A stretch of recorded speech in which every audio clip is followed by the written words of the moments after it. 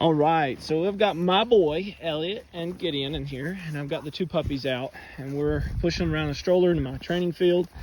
And I've found that this is the best way with little kids and puppies to have them around each other, but not able to scratch them, my kids, or bite my kids all at the same time. And my son over here is trying to use the stroller as a trampoline. But basically, this also socializes the puppies from freaking out over the stroller. I have a lot of older dogs that, the first time they're around the stroller, they freak out and they have like basically a panic attack. They're like, what the heck is that? So you're socializing them to the stroller. You're also establishing that the kids are not something that they can play with. Because I'm constantly walking with the stroller, it's keeping the puppies from jumping onto the stroller because it kind of freaks them out just a tad bit. So if they jump up at it, I just keep walking and it'll push them a little bit and it'll teach them not to jump up at the stroller. And so now they're just focused on playing with each other instead of focusing on my kids. So that helps me a lot. The other thing that I like about this method is the kids are contained. The kids aren't able to mess with the puppies and get a hold of the puppies and do things that they shouldn't do with the puppies. But yet we can still have the same effect where the puppies still have to follow me around the field as I'm pushing it.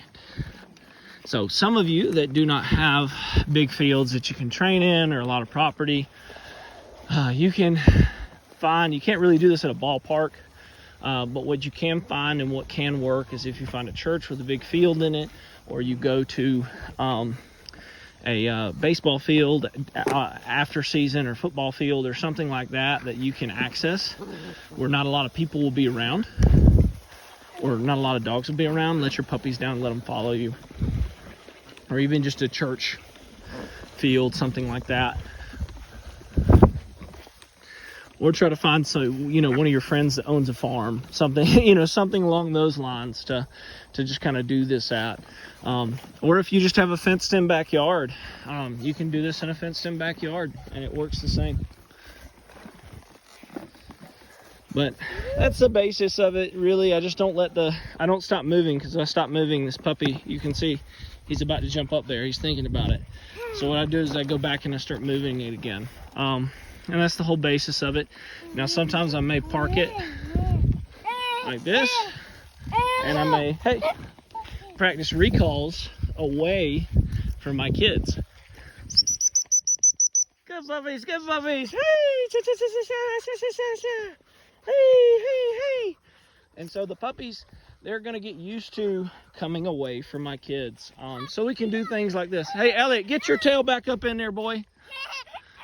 And now I've just got to figure out how to train my kids. Ha, ha, ha, ha. And so I'm just going to pick him up, put him back in there. He laughs just like his grandpa, that's for sure. But basically, just don't let them jump on him. So I picked him up before they could get to him. But practicing those recalls away from the kids is going to help. Boy. You being bad because I'm recording, huh? Are you being a little tater because I'm recording? Daddy, I'm gonna get your little honey. So basically, these puppies, I can practice recalls away from them and away from my kids, which helps with just recalls away from distractions. Sit, boy. Sit. Now, if I could teach this one to stay right here, I'd be in business. Huh? Pro tip, strap your kid into the seat before you go. But that's pretty much the basis of me managing my kids outside. I'm always going to have them contained, or I'm going to be holding my kids while walking around the puppies, or vice versa. Or I'll have them contained in something like this while the puppies walk around and play. I'm just not going to let these puppies waller my kids. I'm not going to give them the opportunity to.